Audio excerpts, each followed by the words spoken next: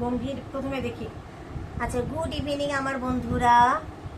আমি কিছুদিন পরেই তোমাদের কাছে এলাম। কেন কি সবসময় কি মনে হয় বলো তো, কি নিয়ে করি কি নিয়ে করি কি নিয়ে করি, মানে কি যে কথা বলবো সেটাও তো কোনো একটা টপিক থাকতে হবে, কোনো বিষয় থাকতে হবে। এজন্য কিসের না, তো যাই হোক, আজকে ভাবলাম যে বেশ অনেকদিন গ্যাপ হয়ে গেছে, আজকে তোমাদের সাথে আমি কথা বলি। তো বাবাই জিজ্ঞেস করছে আমি গম্ভীর কেন, তাই তো? আচ্ছা, গরমটা কেমন পড়েছে বলো। আমি যে গত বৃহস্পতিবার আমার বান্ধবীর বাড়িতে গেছিলাম, আর সেদিন খুব সম্ভবত বোধহয় কালবৈশাখী হয়েছিল, যে বিভৎস যে দুর্যোগটা হলো মারাত্মকভাবে। আর তোমাদেরকে আমি আগের ব্লগটাতেই দিয়েছি যে এক হাঁটু কোমর অব্দি জল, কীভাবে সেই অভিজ্ঞতা, কীভাবে আমি আর বাবাই এলাম। আর বান্ধবীর ছেলে কি হেল্প নাই, মানে হেল্পটাই না আমাদের করেছিল। মানে প্রায় অর্ধেক রাস্তা ওরা তো মানে ওদের ইচ্ছেই ছিল যে স্টেশন অবধি পুরোপুরি আমাদের এগিয়ে দেওয়া, পৌঁছে দেওয়া, কিন্তু আমি না করেছিলাম। তা আজকেও সেই রকমই গুমোট। আর সত্যি কথা বলতে খালি মনে হচ্ছে যে বৃষ্টি হবে, বাবাই তো বলছে বৃষ্টি হবে বৃষ্টি হবে বৃষ্টি হবে, এখনো বলে যাচ্ছিল, কিন্তু বৃষ্টির তো নামগন্ধ কিছু দেখছি না। রাত্রিবেলাটা যদি বৃষ্টিটা হয় একটু একটা স্বস্তি, এটাই দেখো আমার কাছে স্বস্তি। কারণ আমি তোমাদের প্রথমেই বলেছি, না আছে এসি, না আছে এয়ার কুলার। এবার হ্যাঁ, এখনো অবধি আমি কিন্তু বড় পাখাটা, যেটা ফ্যানটা আমরা কিনেছিলাম, সেটা এখনো অবধি ইউজ করিনি, এটাই। যাই হোক, দেখা যাক বৃষ্টি হয় কিনা। এবার মেইন যে কথাটা, যেন মাথাটা কেন গরম তোমাদের বলছি।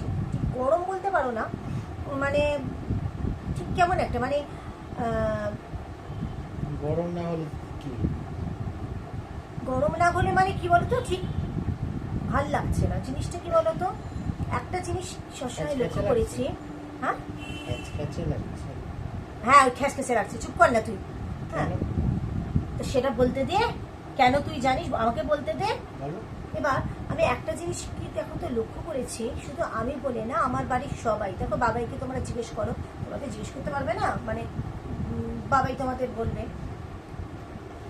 আমি যে কথাটা বলবো, যে কথাটা ঠিক সেইটা কিছুতেই মানবে না, তার উল্টোটা করবে, যেটা মনে হবে সেটাই করবে হচ্ছে বাবাইয়ের ঠাম। এবার আমি কিছুদিন আগে তোমাদের ভিডিও দিয়েছিলাম, সেদিনও মারাত্মক গরম ছিল, যে দুটো ম্যাক্সি, মানে এই গরমের মধ্যে দুটো ম্যাক্সি পরে ঘাতক লোকে, কি বলবো। আজকে আমাকে বলছে, আজকে আমি ঠিক ধরেছি, আমি সেই সময়টা মানে মোটামুটি উনি যেই সময়টা বাড়িতে ঢোকেন, সেই সময়টা আমি রিল করি, বা রিল কমপ্লিট হয়ে যাওয়ার পরে আমি জিনিসপত্রগুলো সব গোছাই, মানে বাইরে ঘরে যাই না তখন। তো আজকে আমার একটু তাড়াতাড়ি কমপ্লিট এই জন্য হয়েছে, ওয়াইফাইটা খুব প্রবলেম করছিল। তো আমি ভাবলাম যে না, আর এক্সট্রা কিছু করতে আজকে পারবো না, কারণ আমি যেদিনে রিল সেদিন তো দিই না, আমি আনলিস্ট করে রাখি, একটু বেশি করে যতটা সম্ভব করে রেখে দিই। কারণ কখন কি কাজ পড়ে যাবে, সবসময় তো আর মানে ফাঁকা আমি থাকি না। এবার বা সবসময় বলতে পারো মনও দেয় না। হ্যাঁ, শরীর দিক না দিক, শরীর যতই খারাপ হোক আমি বসি আমার কাজ করতে, কিন্তু অনেক সময় হয় মনটা যদি না দেয় সায়, তাহলে তো কাজ করা যায় না, যেটা আমার হয় আর কি। এবার আজকে আমি মোটামুটি একটু তাড়াতাড়ি, কেন কি ওয়াইফাইটা বললাম কাজটা করছিল না, অনেকবারই কানেকশন যাচ্ছে আসছে। তো আমি রান্নাঘরে রীতিমতো, বাবা এখানে শুনতে চালছে, বাবাইকে বলে রীতিমতো রান্নাঘরে চা বসাতে চলে গেছি, চা করতে। তো যখন বেল বাজলো, রীতিমতো উনি ঢুকলেন, বাবা দরজাটা খুলে দিল। তো ওনাকে আগের দিনে বলেছিলাম যে এরমভাবে দুটো ম্যাক্সি পরো না, কেননা যাদের সাথে তুমি গল্প করো মারাত্মক গরম পড়ে গেছে, তারা সামনে না হাসুক, পেছনে হাসাহাসি করে, আর লোক পাগল ছাড়া কিছু বলবে না। এই গরমে মানে সত্যি কথা বলতে বাধ্য হয়তো জামা কাপড় পরতে হয় আমাদের মেয়েদের, আমাদের তো উপায় নেই, আগের দিনই বলেছি। কিন্তু ছেলেরা খুব সহজেই, তাদের উপায় আছে, এই গরমে তারা কিভাবে অতিরিক্ত গরমের হাত থেকে বাঁচবে, সেই উপায় তো ছেলেদের আছে। এবার আমরা এত গুমোট যে একটা জামা পরে থাকতেই একটা কষ্ট, মানে যতটা সম্ভব আমি তাড়াতাড়ি ভোরবেলা উঠে ভোরবেলার দিকে রান্নাঘরে ঢুকে যাই, যতটা পারি ভোরবেলার দিকে আমি করে নিই এই কাজকর্ম। যথারীতি আজকে দেখছি কি বলতো, উপরে একটা ম্যাক্সি আর ভেতর থেকে বাড়িতে যেটা পড়েছিল এরকম বেরিয়ে আছে। যাই, সেই মুহূর্তে আমি আর কিছু বললাম না, যথারীতি চাটা করলাম, বাবা চাটা নিয়ে চলে এলো ঘরে।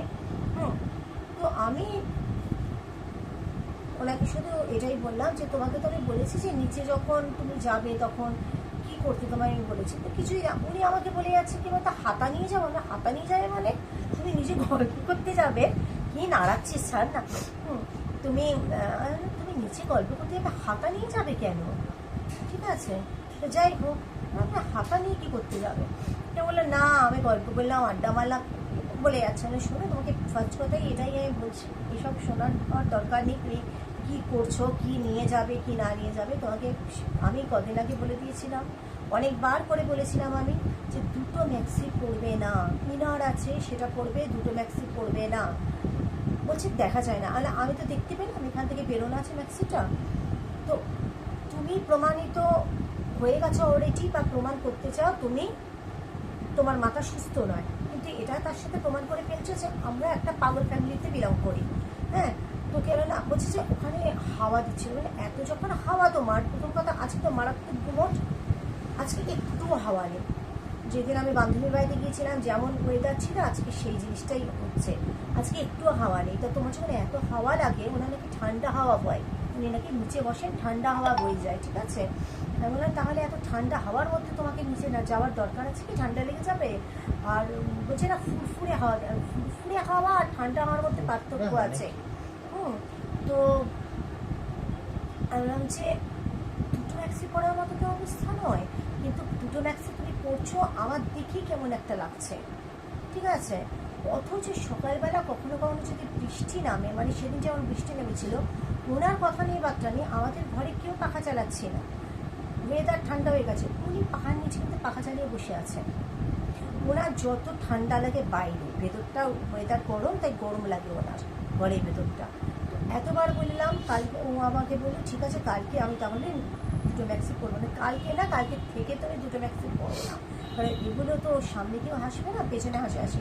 আর একটা সবচেয়ে বড় কথা কি বলতো, যে জিনিসগুলো বলবো আমি, সেই জিনিসগুলো ঠিক অপোজিট জিনিসটা করবে, মানে ইচ্ছাকৃতভাবে করে। ওই একটাই কথা অন্যায় হয়ে গেছে, ভুল হয়ে গেছে, আন্দাজ করে নিয়েছি উনি ওনার কথা মতো। আবার ওনার একটা ব্যাপার আছে, কি বলে বলো তো, ওনার ভুল হয়ে গেছে, উনি আর করবেন না। আর বলেছি তাহলে তুমি যদি এরপরে করো, আমার তো মাথা খারাপ হয়ে যাচ্ছে, একটা জিনিস বারবার ইচ্ছে করে করছো তুমি, তাহলে কি হবে?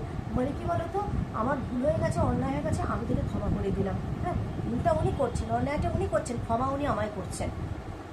যে কি সিচুয়েশনের মধ্যে দিয়ে যাচ্ছি যে আমি আর কি বলবো, এটা হচ্ছে কথা। আচ্ছা, এবার বাবাইয়ের বাবা আমাকে, এটা অন্য প্রসঙ্গ, বাবাইয়ের বাবা আমাকে না, মানে আমাকে না, উনি নিজের রিল দেখছিলেন আর কি ইনস্টাগ্রামে। তো হঠাৎ করে না একটা ইনস্টাগ্রামে একটা এলো, জানো তো, রিল, মানে একটা ওই হয় না, ওই সাধু সন্ত এরকম টাইপের এলো। বলছে যে সেখানে দেখলাম কি বলতো, সেখানে দেখলাম যে এই জিনিসটা যে টাকার দরকার, টাকা পাচ্ছ না, হট করে তোমার টাকা, হিন্দিতে হচ্ছে হট করে তোমার টাকা দরকার, তাহলে একটা কাজ করো, যে শহদ মানে হচ্ছে মধুর মধ্যে, মধু নাও, মধুর মধ্যে হচ্ছে নিজের চুল 4টে না 5টা চুল ছিঁড়ে মধুর সাথে নাকি মেশাতে হবে। শোনো, হ্যাঁ হ্যাঁ মেশাতে হবে, ঠিক আছে চুলটা। এবার চুলটা মেশানোর পরে শুধু বললো বাড়ির মধ্যে যে পদা আছে, মানে বাড়ির মধ্যে যে গাছ আছে, শুধুমাত্র তুলসী গাছের মাটিতে না, যে কোনো গাছের মাটিতে এই যুক্ত, মানে হচ্ছে মধুযুক্ত 4টে থেকে 5টা চুল যে তুমি মিশিয়েছ, সেটা মাটি, সেই মাটির মধ্যে পুঁতে দাও, শুধুমাত্র তুলসী গাছ ছাড়া যে গাছ তোমার বাড়িতে আছে তাতে পুঁতে দাও, তাহলে নাকি 4 থেকে 48 ঘন্টার মধ্যে তোমার কাছে নাকি ফটাফট ফটাফট ফটাফট মানি আসবে। এবার কুণালকে বললাম আমি করে দেখাই যায়, কুণাল বলছে যে করে তারপর যদি মানি না আসে, না হবে না, বলে এই করে করে তো তুমি 5টা চুল ছিটতে ছিটতে ছিটতে টাক পড়ে যাবে। আরে অদ্ভুত কথাটা হচ্ছে, করবো একবারই, হলে হবে না হলে না হবে, এই টোটকা। এটা তোমাদের কাছে শেয়ার করলাম, কেননা টাকার ব্যাপার তো, টাকার ব্যাপারটা সবাই চায় যে টাকা হোক টাকা হোক, এই জন্য এই রেমিডিটা করে দেখতে পারো। আমি তো ভাবছি করবো না, আমি তো বাবার এমনি চুল তুলি, পাকা চুল, এবার যদি 5টা চুল তুলে এটা কিছু করতে পারি, ছাড়ো এবার। হ্যাঁ, এই ব্যাপার। এবার দেখো, বাবাই বলছে যে আজকে বৃষ্টি হবে, আমি বলছি বৃষ্টি হবে না। এবার তোমাদের কি মনে হয়, মারাত্মক পরিমাণে গোবর, জানো তো, বিকেলবেলাটা এতটাই অন্ধকার হয়ে এসেছিল, হ্যাঁ এতটাই অন্ধকার হয়ে এসেছিল বিকেলবেলাটা, ভেবেছিলাম যে বিকেলবেলাটা আজকে নাবলো, আবার ঝরঝর করে নাবলো। সেটা তো আর হলো না। এই এবার এলাচ গুঁড়ো আমার খুব দরকার, এলাচ পাউডার ফ্লিপকার্ট থেকে দেখছি অর্ডার দেওয়ার জন্য। এবার একটা কোম্পানি, ওই কোম্পানিটা কি বলতো, একটা জিনিস অবাক লাগলো যে 100 গ্রাম এলাচ গুঁড়ো, এখন তো এলাচের মারাত্মক দাম, ছোট এলাচ গুঁড়ো, ঠিক আছে। এলাচ পাউডারটা আমার পায়েসে লাগে, সাবুর পায়েসে দিই, চিকেন স্টুতে আমি দিই, ঠিক আছে। তো ফ্লেভারটা ভালো লাগে বেশ। 100 গ্রাম 156 টাকা, 50 গ্রাম 176 টাকা। এবার 100 গ্রাম 156 টাকাও কি সম্ভব যে এখন এত এলাচের দাম?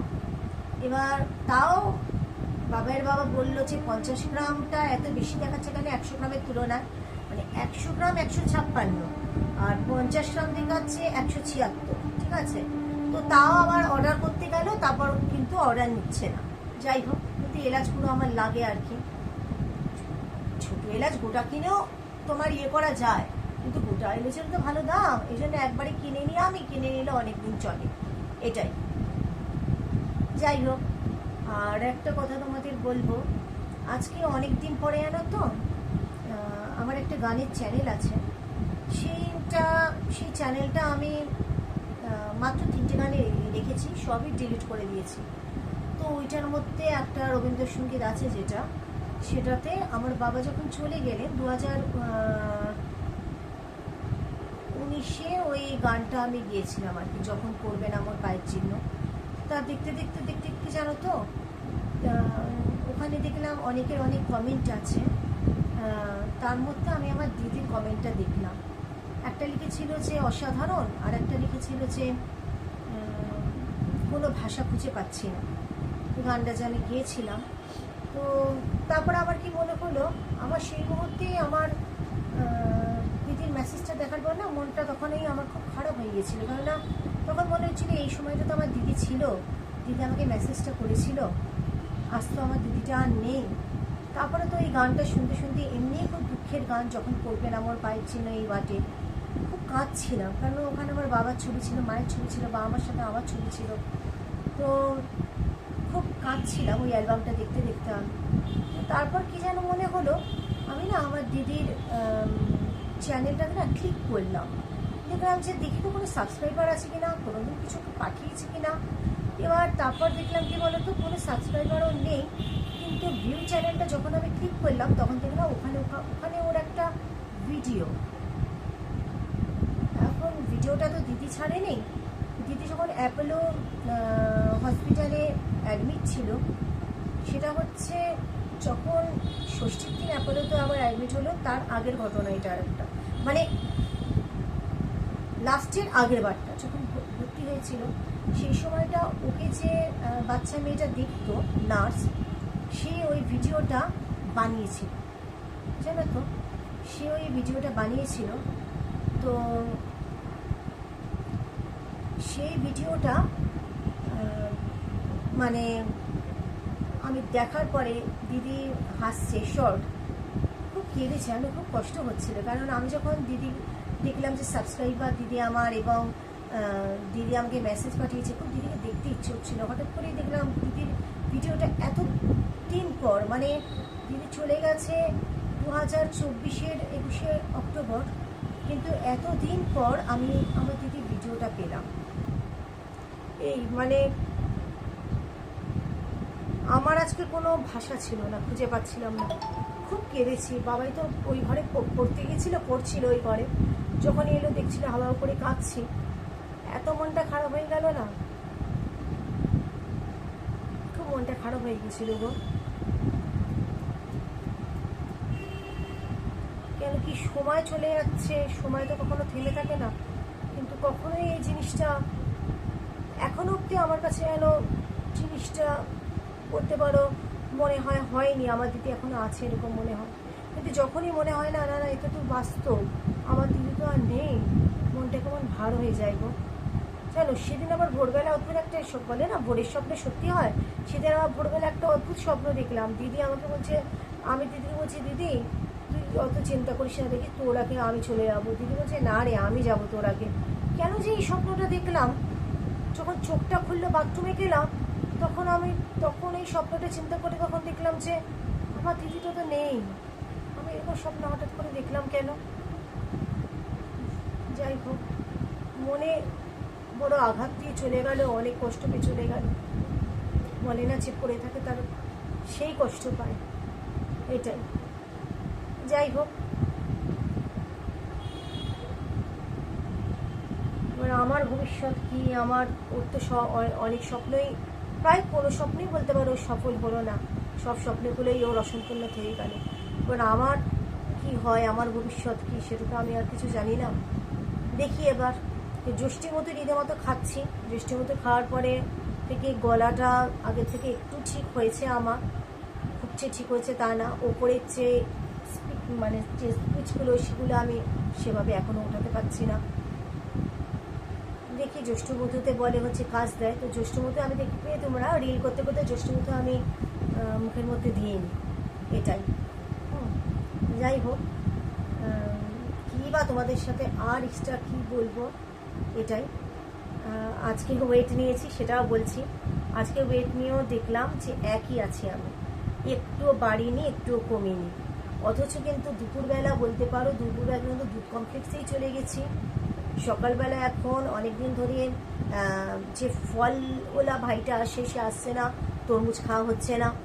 আর রাত্রিবেলাও দুধ কমপ্লেক্স, মানে এখন আমি দুধ কমপ্লেক্সের মধ্যেই হচ্ছে বলতে পারো আছি, তার বাইরে আমি আর কিছু খাচ্ছি না আর কি। তো